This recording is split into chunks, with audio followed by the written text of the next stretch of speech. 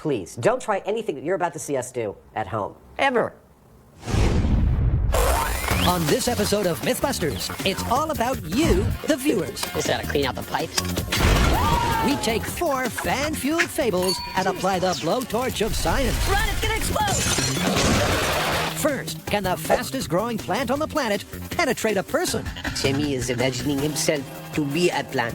And will brandy bring you back from the brink of hypothermia? I'm going into delirium. Then, if you mix alkali metals and water, will it blow up your bathtub? And finally, will burning a baby grand really cause it to explode? Go, go, go, go! So sit back, drink up, and count backwards. 3, 2, 1. Because we're back to test more of your myths. Who are the MythBusters? Adam Savage. We will need to bring some more power. And Jamie Heineman. I'm not so sure this is a good idea. Between them, more than 30 years of special effects experience. Joining them, Carrie Byron. Whose hairball idea is this? Grant Imahara. Watch out! And Tori Belleci. This is gonna be a freak day! They don't just tell the myths, If you say so, Junior. they put them to the test.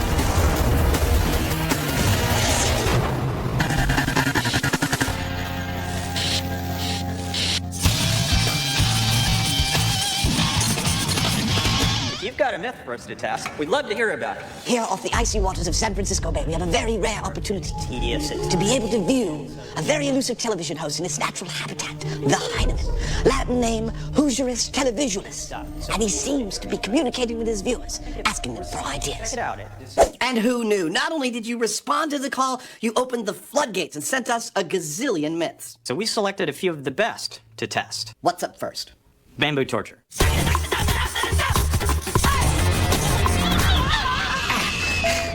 You had enough yet? Because I can keep singing all day long. I can take whatever you can throw at me. All right then, well, how about that, wise guy?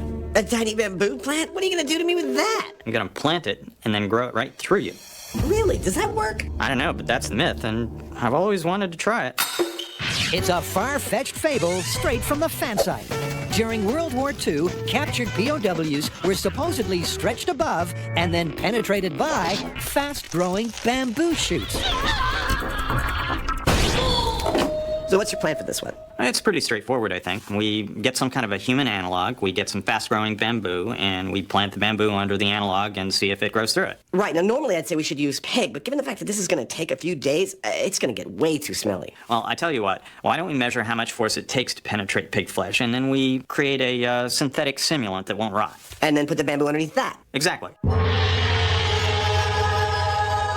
And so Crouching Savage, Hidden Heineman, begin their long and arduous search for the legendary torture technique in the mystical bamboo groves of Santa Cruz. Luckily enough, we live in California where bamboo grows beautifully. And the purveyor of these potentially penetrating plants That's the thing right there. That'll get you talking.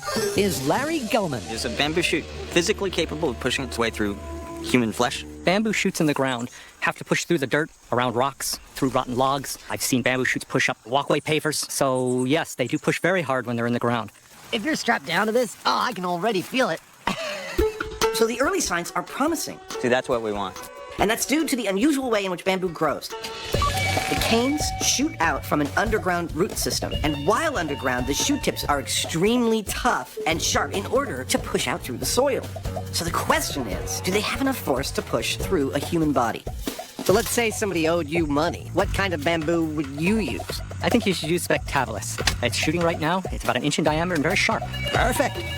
With their potentially penetrating plants purchased, there's only one thing left to do. Well, we've got our bamboo. It's time to go back to the shop and torture some dummies.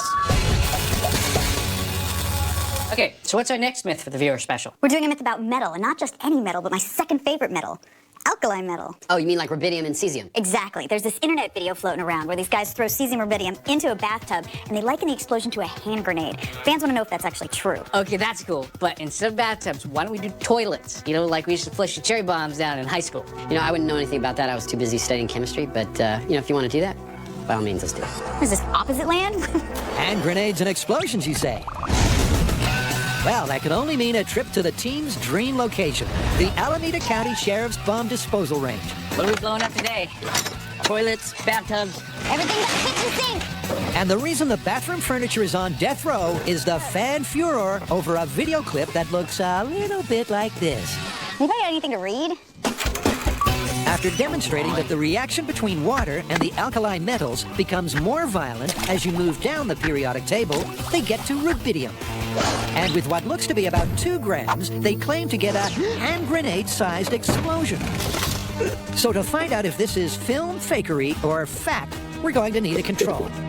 Now, on the internet video, they said that the reaction was equal to a hand grenade explosion. Just had to clean out the pipes. So we need to see what that looks like in order to have something to compare with. How great is this? We get to start off with a bang. We're gonna blow the crap out of that toilet. Get it? Sure. But Grant, and not Tori, will explain how the team are going to safely explode the commode. This is a grenade, but it's not a live grenade. In a live grenade, you'd have TNT in here, you pull the pin, the clip pops off, and this is what would set off the explosion. But what we're gonna do today is fill this with enough C4 to have the equivalent blasting power of the TNT. Then, we're gonna set it off with a blasting cap. That way, we can control exactly when it goes off, and it'll be much, much safer. Fire in the bowl. 3, 2, 1! Oh! Woo! The toilet's gone. Yep, now you see it. Now you don't.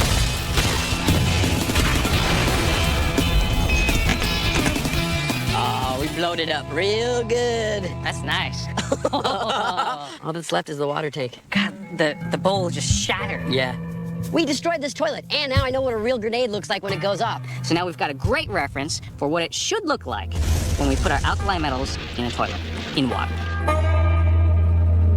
Coming up on the viewer special Threequel, Jamie and Adam become one with the torture tale.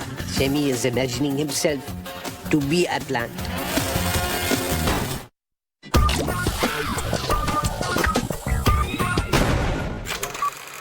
Used in water wheels and weapons, construction and the culinary arts, as a raw material, bamboo's versatility is virtually limitless. In the Philippines, they call this the dance of the bamboo pole. But fans want to know if this flexible, fast-growing grass could have been used as an instrument of torture. And to find out, Adam and Jamie need a human guinea pig to pierce. But which one?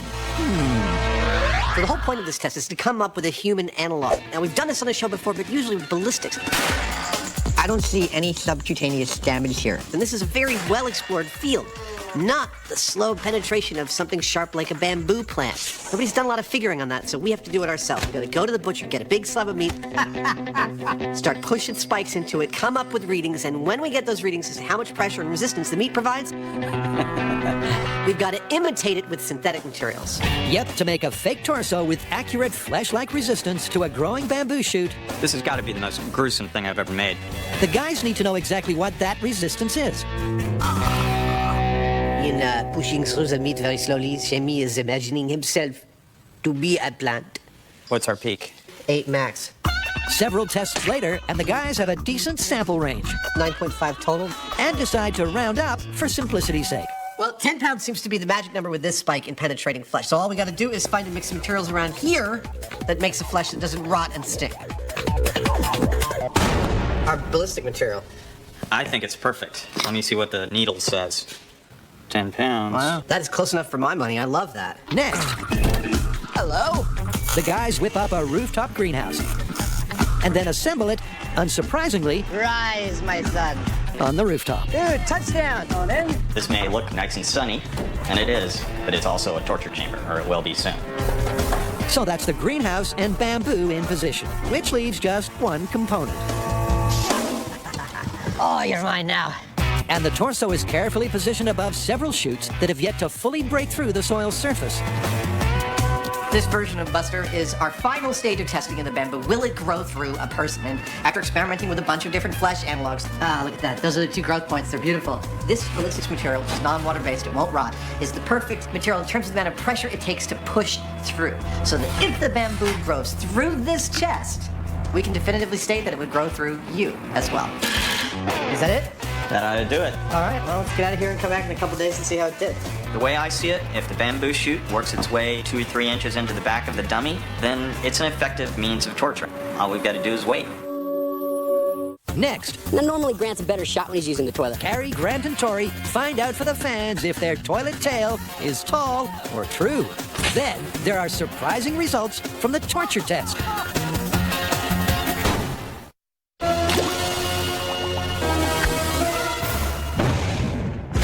Carrie, Grant, and Tori are taking on an alkali metal myth.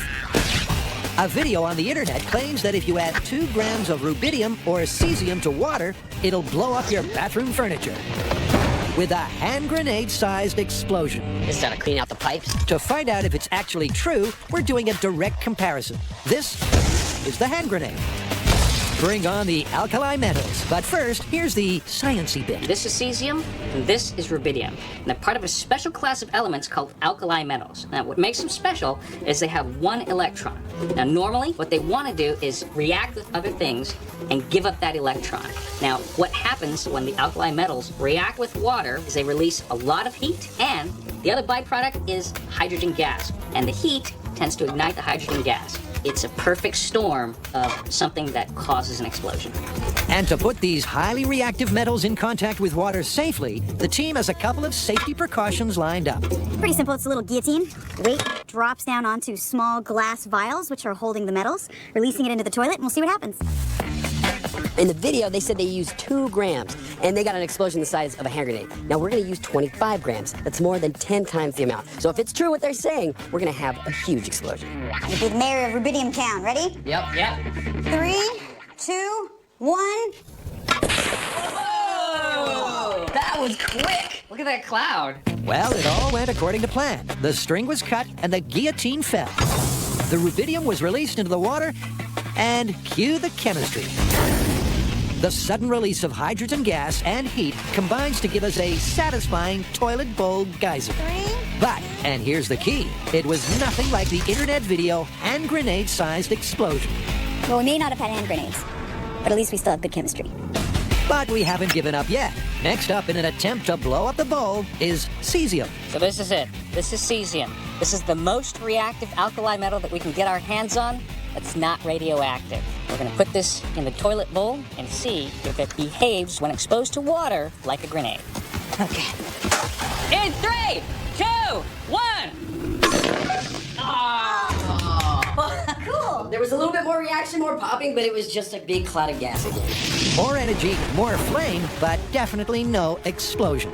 Now, I feel like I've been lied to, because what I saw in that internet video was an explosion. What I saw here was a cloud of smoke. Now, a cloud of smoke is not going to destroy a toilet like a hand grenade will. So, Carrie, what does that mean? Which means they faked it, and this is busted.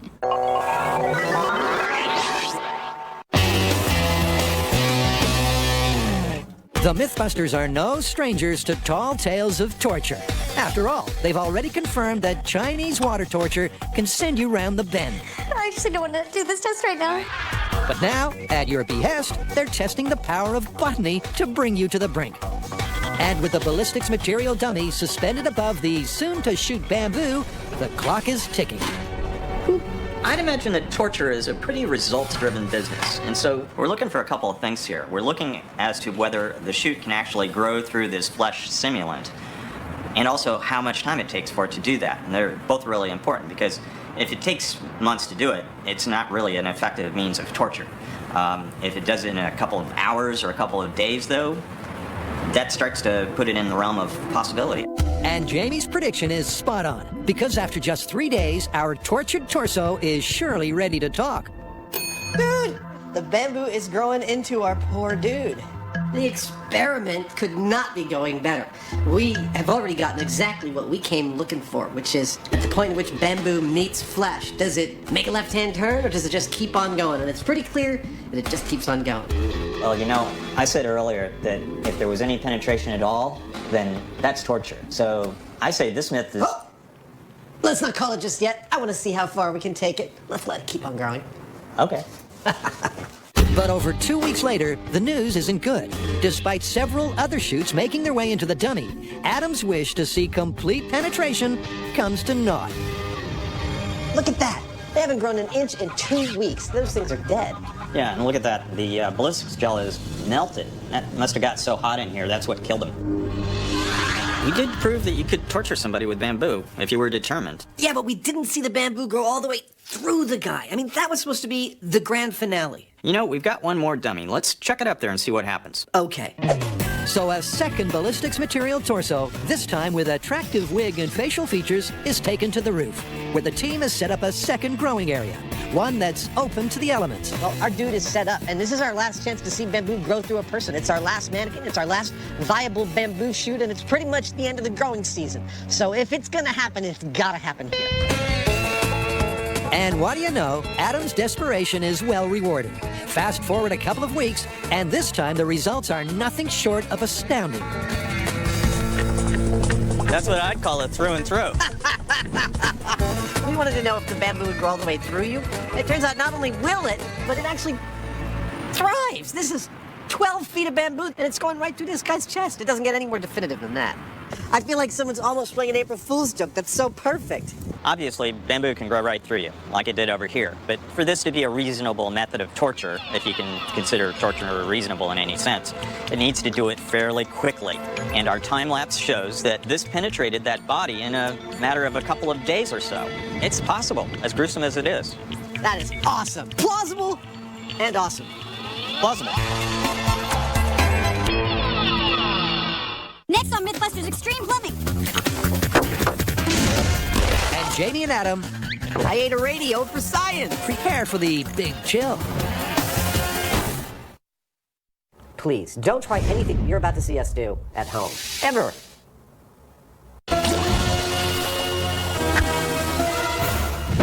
Imagine yourself on the frozen Arctic tundra. Your sled dogs have abandoned you, you've run out of all your equipment and food, and slowly you are dying, your life ebbing away minute by minute. Yeah, okay, I remember that. And then through tear-soaked eyes, you see relief, salvation on the horizon in the form of a St. Bernard trotting towards you with a barrel around his neck. That barrel is full of brandy. You take a couple of snorts of that brandy, it warms you up just enough to keep you alive until the rescue team arrives. Or this is like an aperitif before I eat the dog. You can't say that. This brave lifesaver is a one-man, or rather a one-dog rescue squad. In fact, that cask around his neck is full of brandy that he's taking to some lost traveler. The St. Bernard and its barrel of life-saving brandy is a famously warm and fuzzy fable that you unanswered. Will the arrival of a keg on legs really keep you alive? Or is it, and you knew this was coming, just a shaggy dog story? I've actually heard that alcohol has the opposite effect and it cools you down, not warms you up. Yeah, that's strange because I swear it has a warming effect when I drink it. Should be pretty straightforward to try. I think so. I think all we need to do is find ourselves a nice big freezer, a way of monitoring our body temperature, drink a few shots of the hard stuff, and see what kind of change occurs. Works for me. My ears are starting to sting. But before the guys get to test this frosty fable in the freezer, I'm going into the delirium of thinking about what I'll do once I'm warm. Adam's ensuring accurate info by ingesting a thermometer? Since this whole test is about whether or not there's any change in our body temperature from the drinking of the alcohol, we need to know exactly what our body temperature is. And this isn't a thermometer under the tongue or one in the ear or one on the skin. We need our core body temperature measured. We've done this on the show before, back when I got painted with gold paint, and I had a rectal thermometer. Oh, Sanjay. Sanjay, will you respect me tomorrow? Neither of us want to do that this time, so we're bringing in a brand new piece of technology called a core body temperature capsule. Here we go. It's basically a passive radio. It goes into our stomach, keeps track of our core body temperature, and we check in on it with this. We hold this up to our bodies and boop, it tells us what our core body temperature is, and a couple days later, we pass it. They're disposable. I ate a radio for science. But that super accurate body temperature thermometer is not all they'll be using. The guys are going for data overload.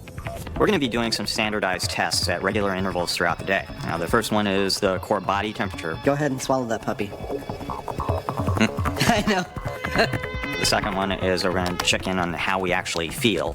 On a coldness scale, 1 being the coldest and 10 being not cold at all, where do you stand? 8. 8. You're just a little bit cold. Yeah. The third one is we're going to be using a thermal imaging camera to check our heat signatures on the exterior of our bodies. Wow, you look funny. I can see you breathing.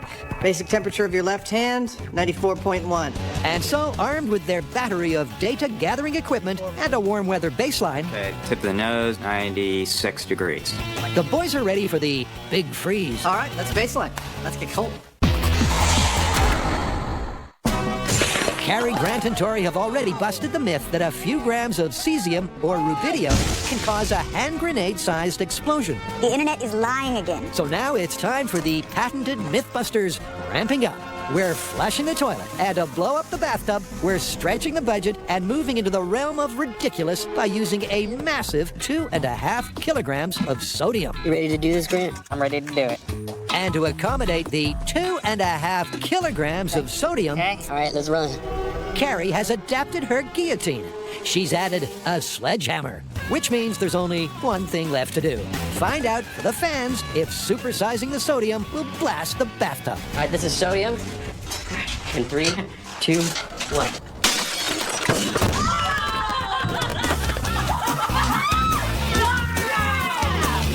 Wait. Oh my God! Poisonous gas! While the team holds its breath, let's check out the replay.